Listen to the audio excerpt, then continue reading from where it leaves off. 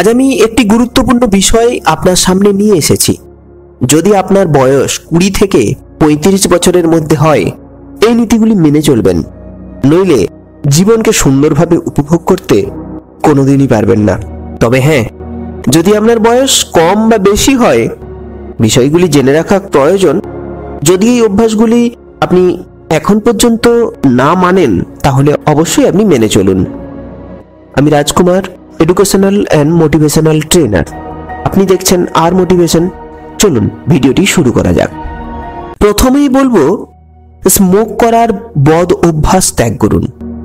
মানুষ যৌবনে প্রবেশ করার সাথে সাথে অজানা কিছুতে মজা পেতে চায়, জানার আগ্রহ জন্মায়, আর সেখান থেকে জন্ম হয় অ্যাডিকশনের ভাবনা। যেমন স্মোকিং করার প্রবণতা। স্মোকিং করে তাৎক্ষণিক কিছু আনন্দ মেলে, কিন্তু ভবিষ্যতে তার জন্য অপেক্ষা করে এক ভয়ঙ্কর বিপদ। এটি এমনই একটি ফাঁদ যেখানে জড়িয়ে গেলে বেরিয়ে আসা আর সম্ভব নয়। এই ফাঁদে জড়িয়ে গিয়ে বরবাদ হয়ে যাওয়ার ঘটনা তো আপনার সামনেই রয়েছে। আপনি এদিক ওদিক তাকালেই দেখতে পাবেন। এই 18 থেকে 34 এই বয়সটি অ্যাডিকশন শুরু হওয়ার একটি মোক্ষম সময়, আর এই বয়সেই অ্যাডিকশনগুলি হাতছানি দিয়ে ডাকে।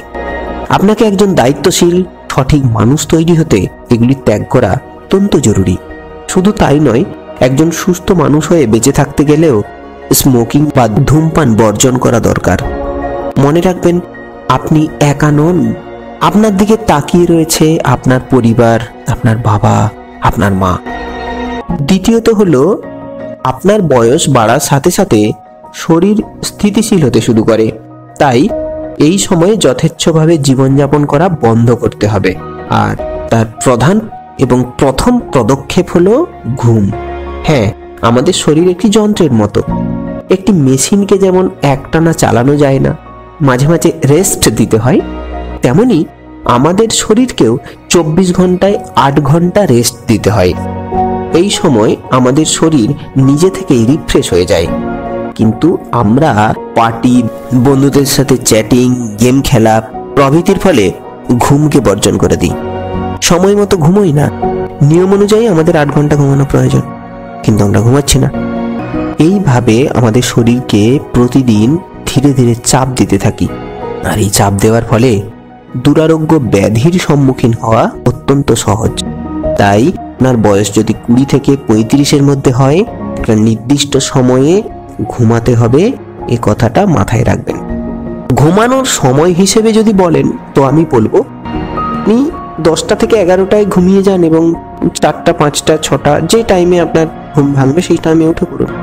এতে শরীর আপনার অনেক সুস্থ এবং স্বাভাবিক থাকবে, অনেক কাজ করার এনার্জি পাবেন। তৃতীয়ত হলো, এই বয়সে আমাদের প্রতিদিন এক্সারসাইজ করা দরকার। 20 থেকে 30 বছর বয়সটি খুবই গুরুত্বপূর্ণ। এই সময় অনেক কিছু পরিবর্তন ঘটে। কর্মে লিপ্ত হতে হয়, সংসার হয়, প্রেসার আসে। তাই সময় থেকে শরীরকে সতেজ রাখতে হবে। এই সমস্ত প্রেসারের জন্য শরীরকে তৈরি করতে হবে। তাই প্রতিদিন এক্সারসাইজ করা অত্যন্ত জরুরি। যদি আপনি প্রতিদিন এক্সারসাইজ করেন, দেখবেন আপনার শরীর অনেক চনমনে, অনেক তাজা থাকবে, কাজে বেশি মনোযোগ আসবে। আর যেদিন আপনি এক্সারসাইজ করবেন না, আপনি দেখবেন একদিন এক্সারসাইজ না করে আপনি এক্সারসাইজ করছেন, করতে করতে বন্ধ করে দিলেন, তো দেখবেন যে আপনার কাজের প্রতি অনেক অলসতা ভাব চলে আসছে। যদি আপনি প্রতিদিন এক্সারসাইজ করেন, আপনার অলসতা কখন আপনাকে বাই বাই করে চলে যাবে আপনি বুঝতেই পারবেন না। চতুর্থত যে বিষয়টি আপনার সামনে তুলে ধরতে চাই, তা হলো, যদি আপনার বয়স 20 বছর হয় বা 20 থেকে 30 বছরের মধ্যে হয়, তাহলে ধীরে ধীরে ধীরে ধীরে আপনি এই অভ্যাসটি প্র্যাকটিস করতে শুরু করুন। সেটি হলো একটি ডায়েরি মেনটেন করা। আমাদের জীবনে সফলতা কেউ হাতে ধরে তুলে দেয় না। আমাদের জীবনে সফলতা আমাদেরকেই অর্জন করতে হয়। তার জন্য একটি নির্দিষ্ট লক্ষ্য তৈরি করা প্রয়োজন, একটি পরিকল্পনা দরকার। আর এই পরিকল্পনাকে বাস্তবায়িত করতে গেলে প্রতিদিন ডায়েরি মেনটেন করা অত্যন্ত জরুরি।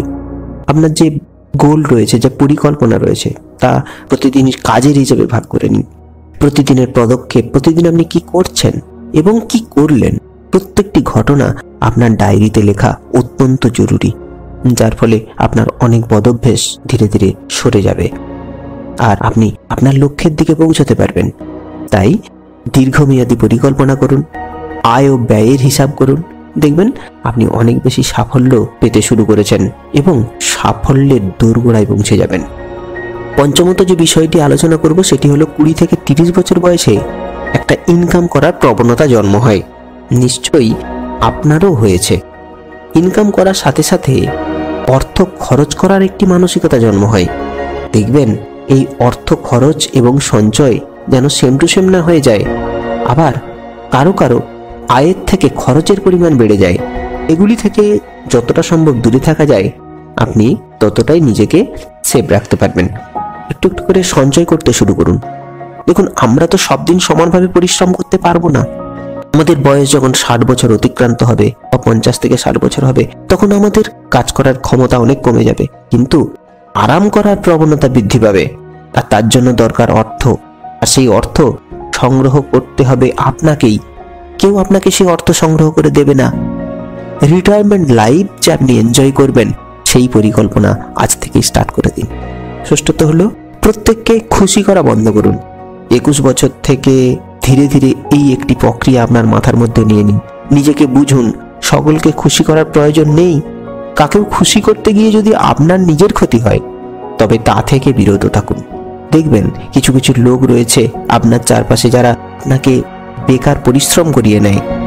দেখবেন যদি আপনি এই ফাঁদে পা দেন আপনার নিজের অনেক ক্ষতি হয়ে যাচ্ছে। তাই আপনি সেখান থেকে সরে আসুন, নিজের জন্য কাজ করুন। যেখানে আপনার কোনো লাভ নেই সেখানে আপনি যাবেন না বা সেই বিষয়টি এড়িয়ে যান। সপ্তমত এই দোষটি ত্যাগ করুন, তা হলো অপরের সাথে নিজেকে তুলনা করা। এটা আমরা কম বেশি প্রত্যেকেই করে থাকি। এটি আপনার মানসিক অশান্তির দানের প্রধান কারণ এবং ধীরে ধীরে এই গুণটি মুখের হাসিকে কেড়ে নেয়। তাই এই বিষয়টি আপনি ত্যাগ করুন। কম্পেয়ার করে কি হবে? যে ব্যক্তির সাথে কম্পেয়ার করছেন তার থেকে অনেক বেশি ক্ষমতা সৃষ্টিকর্তা আপনাকে দিয়েছে। নিজেকে যোগ্য প্রমাণ করে দেখান, তবে কারোর সাথে তুলনা করবেন না। আপনি যদি একজন পরিপূর্ণ মানুষে পরিণত হতে চান তাহলে এই নীতিগুলি মেনে চলুন।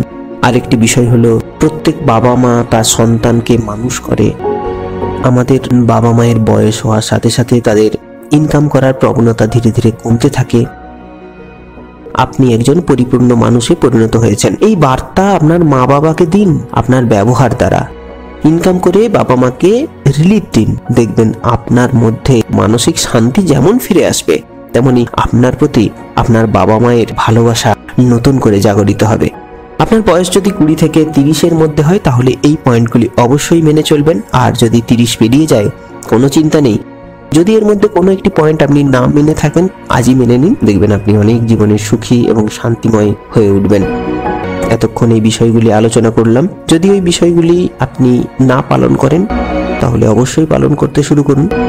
আমি রাজকুমার আপনার সঙ্গে এতক্ষণ ছিলাম। যদি এই ভিডিওটি ভালো লেগে থাকে তাহলে আপনার বন্ধু বান্ধব আত্মীয় স্বজনের মধ্যে শেয়ার করুন। আর আপনি কি ধরনের ভিডিও দেখতে চান কমেন্ট করে আমাকে জানাবেন। অবশ্যই আমি সেই ধরনের ভিডিও তৈরি করার চেষ্টা করব।